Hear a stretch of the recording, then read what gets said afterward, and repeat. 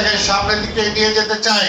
আজকে যারা এটা অর্গানাইজ করেছেন, অটো চালক, ভ্যান সহ রিক্সা, যারা আজকে এটা এই শ্রমের সাথে যারা জড়িত, আপনারা এই মিটিংটা অর্গানাইজ করেছেন।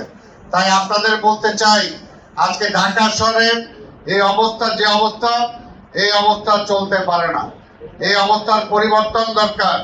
এই অবস্থার পরিবর্তনের ব্যাপারে আজকে রিক্সা চালক, ভ্যান চালক, আজকে অটো চালক যারা আছেন, আপনাদেরকে দায়িত্ব নিতে হবে। আপনাদেরকে দায়িত্ব নিতে হবে। আপনারা দায়িত্ব নেবেন? কারণ যেভাবে বিশৃঙ্খল অবস্থায় ঢাকা শহর চলছে, এইভাবে একটা জ্যামের জন্য আজকে ঘন্টার পর ঘন্টা মানুষকে রাস্তা অপেক্ষা করতে হয়। এইভাবে দেশটা উন্নয়নের দিকে যাবে না। আমরা চাই না রিক্সা বন্ধ হোক, আমরা চাই না অটো রিক্সা বন্ধ হোক, ভ্যান বন্ধ হোক, আমরা চাই না। কিন্তু আমরা চাই এটাকে একটা সিস্টেমের মধ্যে দিয়ে আসতে হবে, একটা নিয়মের মধ্যে দিয়ে আসতে হবে।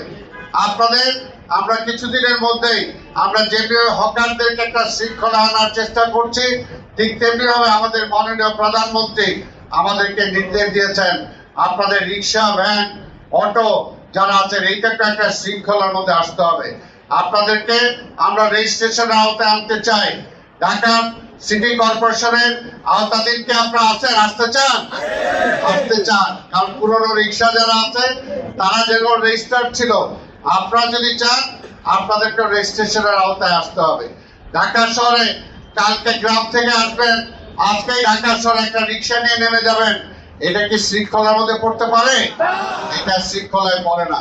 কাজেই আজকে কেরানীগঞ্জ থেকে আপনার ব্রিজ পার হয়ে ঢাকা শহরে এসে রিক্সা চালাবেন, এটা কি নিয়মের মধ্যে পড়তে পারে? এটা পড়তে পারে না। আজকে নরসিংদী থেকে, আজকে গাজীপুর থেকে, আজকে ইভেন উত্তর সিটি কর্পোরেশন আজকে আলাদা হয়ে গেছে।